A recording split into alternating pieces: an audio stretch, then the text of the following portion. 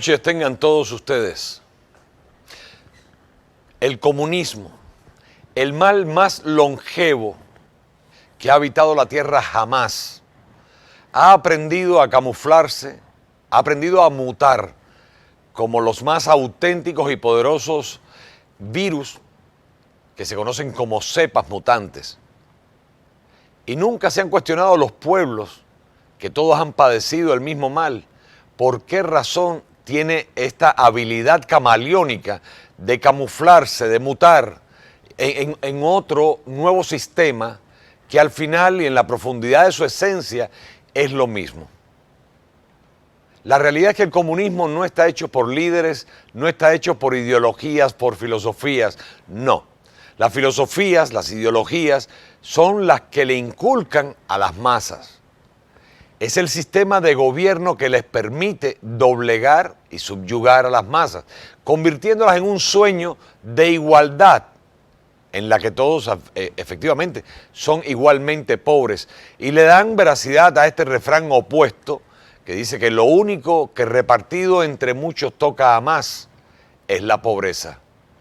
Pero se olvidan de incluir ahí otros adjetivos que pueden también calificar, rimar perfectamente con este refrán.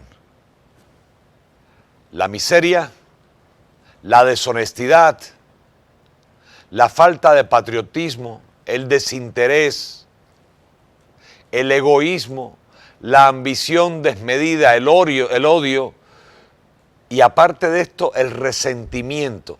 Pero un resentimiento que lleva a los pueblos a olvidar su esencia de humanos, de superarse, de soñar, de aspirar, para convertirse en simples caricaturas o calcados de lo que fue el ser humano, que se conforman con solamente tener el derecho a delinquir absolutamente cuando puedan con tal de sobrevivir.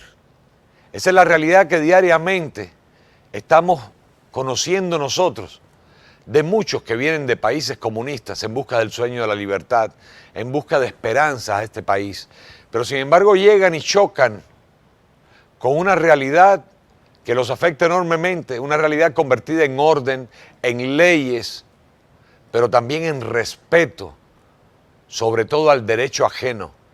El conocimiento de la esencia, que la libertad va de tu persona hasta donde comienzan los derechos del otro. Y eso es inquebrantable. Pero eso está escrito incluso en la Carta Magna de los Derechos Humanos, en Naciones Unidas, la primera organización mundial prosocialista. Y ahí nos estamos acercando a la esencia de estos movimientos mutantes que andan por el mundo y que constantemente vuelven, quizás un poco debilitados, no llegan a alcanzar la madurez de sus padres, como los movimientos de la Revolución Bolivariana Socialista del siglo XXI, que plagó a América Latina y que ha tenido a bien para la humanidad fracasar. Sin embargo, el mayor exponente de esta dictadura, de esta filosofía fallida en el mundo, aún sigue latente, y es Cuba. ¿Por qué? Porque ha tenido el apoyo escondido, sumergido en las sombras de los que realmente llevan las riendas de este sistema alrededor del mundo, y con esto han ido esclavizando año tras año, década tras década, siglos tras siglos a la humanidad, buscando el poder, la posibilidad de la hegemonía. Y estos son archimultimillonarios, que son los que manejan los grandes movimientos desde las sombras y han manejado también, hasta hoy, los hilos de la humanidad. Banqueros, familias reales y todos conocidos como parte del establishment. Uno de ellos, quizás de los últimos en llegar a ocupar un puesto descollante, fue precisamente el dictador Fidel Castro, que sirvió de edecán para las Américas de la introducción del marxismo-leninismo, aplicado en el modernismo a la voluntad de la idiosincrasia de cada uno de los ricos que llegaban con movimientos izquierdistas al poder. Pero así, por no ser auténticos, y todo lo que no es auténtico fracasa, han ido cayendo uno tras otro, como Venezuela, como Argentina, como Brasil, el intento de Michelet en Chile, y otros se mantienen, como es El Salvador, más o menos, Nicaragua con Noriega, México en su intento revolucionario del siglo XXI de volver a los caminos del izquierdismo, la democracia convertida en partido en los Estados Unidos, Partido Socialista Musulmán, Demócrata de los Estados Unidos, que intenta constantemente desde hace más de 40 años de establecer este régimen aquí. Pero Cuba sigue. Y muchos detractores de la historia moderna cubana tratan de borrar al vivo estilo de los líderes de la revolución involucionadora de Cuba la historia que el heroico pueblo cubano ha vivido como protagonista. Nunca se ha dejado de luchar en las calles en Cuba. Hoy hay una serie de facilidades a través de la internet, a través de los medios de difusión que permiten la utilización de las redes sociales para publicitar y dar a conocer lo que sucede dentro del país. Pero en la década del 60, en la década del 70, en la década del 80, en los 90, hubo muchas personas entregadas a la más noble labor que puede tener cualquier hijo de cualquier nación. Defender la patria es defender a la madre grande. Decía Martí, las palmas son como novias que esperan. Y esperan porque sus hijos, desde cualquier lugar del mundo, dejen de ser vientos alisios y se conviertan en tormentas, que sean capaces de arrancar de una vez por todas el invierno en Cuba y convertirlo en primavera. Bienvenidos a Carlos Jarín Today.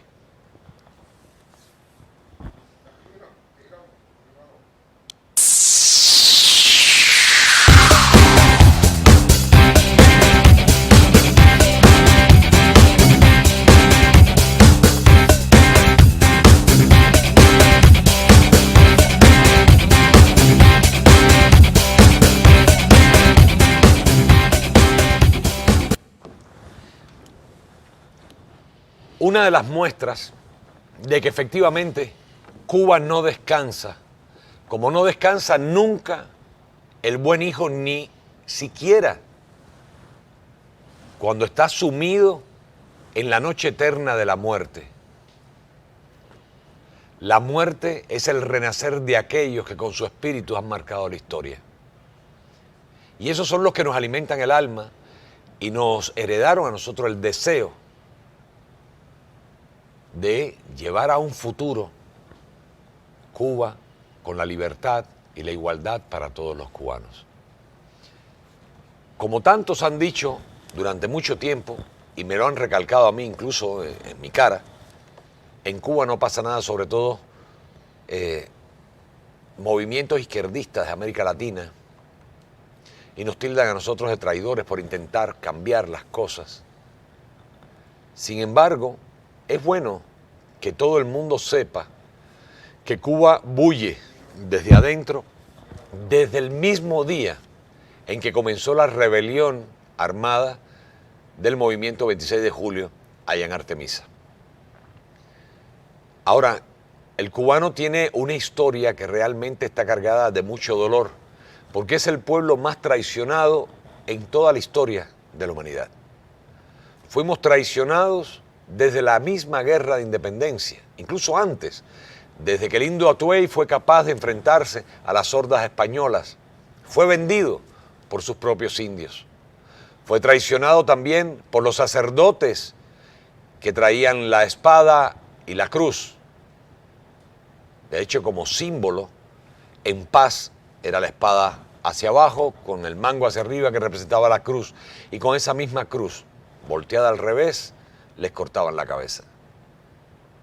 El cubano fue traicionado en la Guerra Grande cuando este hombre genial, padre de la historia moderna de la República Cubana, Carlos Manuel de Céspedes, liberó a sus esclavos en un gesto único en la historia de la humanidad, para comenzar un alzamiento que diera como resultado la igualdad de todos los cubanos.